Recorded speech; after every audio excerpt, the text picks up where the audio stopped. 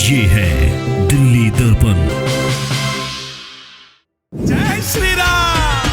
जो राम को लाए हैं हम उनको लाएंगे।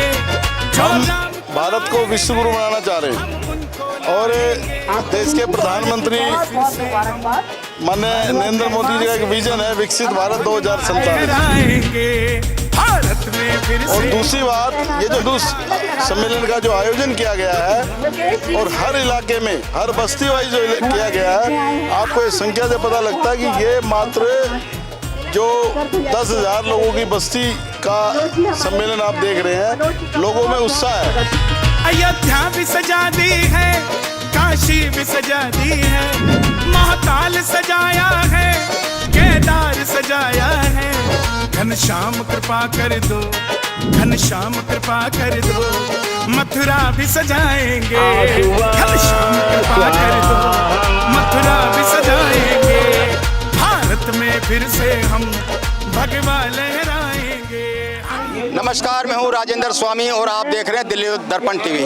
इस वक्त मेरी मौजूदगी पीतमपुरा इलाके में है, जहां एक विशाल भव्य हिंदू सम्मेलन होने जा रहा है। नारा है कि प्रांत, भाषा, वेशभूषा, खान पान, इन सब से अलग हट करके सबको एक स्वर में कहना चाहिए कि गर्व से कहो हम हिंदू हैं। तो इसी भावना के साथ यहाँ पर तरह तरह के आयोजन हो रहे हैं और इस समय मेरे साथ धर्म के कार्यों में जो लोग लगे रहते हैं वो लोग हैं, आयोजन समिति के लोग हैं और खाटू श्याम दिल्ली धाम के अध्यक्ष घनश्याम जावेरी भी है और उनकी बहुत सारी टीम हमारे साथ मौजूद है। घनश्याम जी, इस तरह के आयोजनों की कितनी ज़रूरत आप महसूस करते हैं? अब तो देश में सनातन सरकार है, दिल्ली में भी हो गई और ज़बरदस्त जागरण एक सनातन को और हिंदुत्व को लेकर के हुआ है, और फिर भी इस तरह के आयोजनों की जरूरत।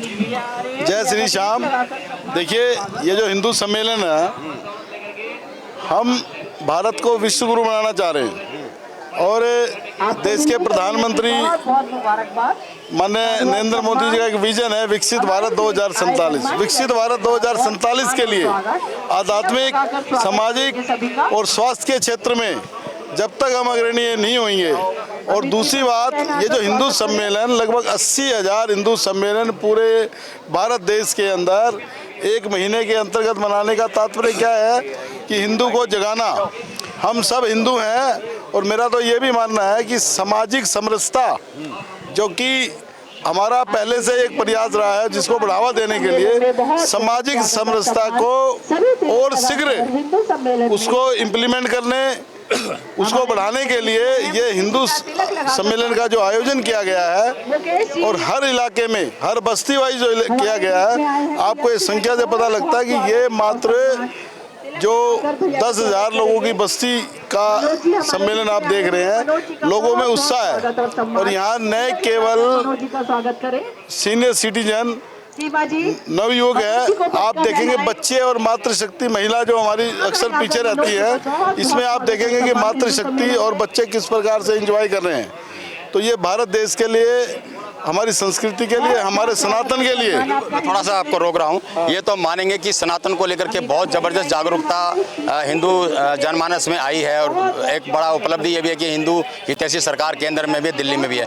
आजकल अखबार आप पढ़ रहे होंगे, सनातन धर्म के जो सबसे धर्म गुरु हैं हमारे शंकराचार्य, वो आपस में बटे हुए, संत समाज आपस में बटे हुए हैं। कल माघ मेले को लेकर के अभी मुक्तेश्वर शंकराचार्य उन्होंने कुछ बयान दिया, उसके बाद जो रस्साकसी तनातनी चल रही है, हम नीचे संगठित होने की बात करते हैं, लेकिन जो हमारे धर्म गुरु हैं जिनके आदेश पे हमें चलना चाहिए, वो आपस में बटे हुए हैं। देखिए क्या है, ये जितने भी संत लोग हैं ना, विजन तो सबका एक ही है ना, विजन तो सबको एक करना है, विजन सामाजिक समरसता का है। परंतु कोई व्यक्ति अपने व्यक्तित्व से यदि कुछ भी बोलता है तो उसके लिए कहना बड़ा मुश्किल है कि उसके अंदर से क्या भाव है। पर इंटरनल यदि देखा जाए, आउट वे देखा जाए, तो सबका उद्देश्य एक ही है कि भारत विश्व गुरु बने, सामाजिक समरसता बढ़े, हिंदू सम्मेलन हो, जन जन में जागृति हो।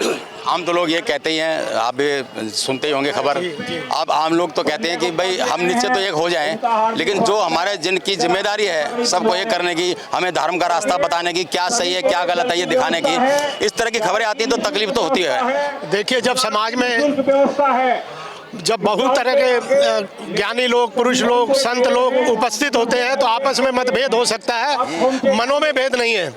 विचारों में मतभेद है, मनों में नहीं है। सबकी प्रथा हिंदू धर्म की तरफ है, हिंदू आस्था की तरफ है और हिंदुस्तान की तरफ है। इसलिए ये बहुत छोटी सी बात है कि हम कहीं हमारे एक संत ने या मतभेद है वो तो औरंगजेब कह रहे हैं, कभी कुछ कह रहे हैं। मैंने बताया ना, सीधे योगी पे हमला कर रहे हैं।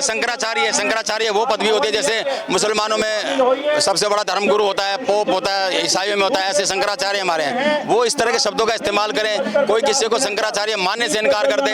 अभी भाई साहब घनश्याम दास जयवीर जी ने आपको बताया है कि सबका उद्देश्य एक ही है। तो नहीं, लड़के कौन से उद्देश्य? नहीं, उद्देश्य तो हम नीचे हम एकता की बात कर रहे हैं। नीचे भी एकता ही है। कुछ विचारों में मैंने कहा थोड़ा फर्क हो सकता है, मनों में कोई फर्क नहीं है, सबका एक ही। ये तो ये इस तरह होना नहीं चाहिए। नहीं होना चाहिए और बहुत जल्दी झगड़ा होना चाहिए, निवारण हो जाएगा। निवारण। आप कुछ कह रहे हो? श्याम दाम के महात्मा जी जो कह रहे हैं ना, वो सही है, उसी पे चलन करेंगे हम, उसी का पालन करेंगे। जय श्री श्याम, जय श्री श्याम। तो निसंदेह इस तरह के सवाल जो हैं वो ऐसे स्थिति में डाल देते हैं कि जब हम निचले स्तर पर तमाम हिंदू समाज एकजुटता की बात करता है, सम्मेलन की बात कर रहा है, लेकिन इस तरह संत समाज जो बटा नजर आता है, जो विवाद जो नजर आते हैं, वो कहीं ना कहीं तकलीफ देते हैं और आम जनता को बड़ा असहज महसूस करते हैं कि वो आखिर कहें तो क्या कहें। न शंकराचार्य के सम्मान में कुछ कह सकते हैं और न जो नेता हैं उनके सम्मान में, जो उनके प्रधानमंत्री नरेंद्र मोदी हैं या अमित शाह हैं या योगी हैं, उनके जो भक्त हैं वो कुछ इस पर कह पा रहे हैं। आलोक भटनागर के साथ राजेंद्र स्वामी, दिल्ली दर्पण टीवी। लेटेस्ट खबरों के लिए सब्सक्राइब करें हमारा YouTube चैनल या फिर लॉग ऑन करें www.delhidarpantv.com। खबरों की कवरेज और विज्ञापनों के लिए संपर्क करें।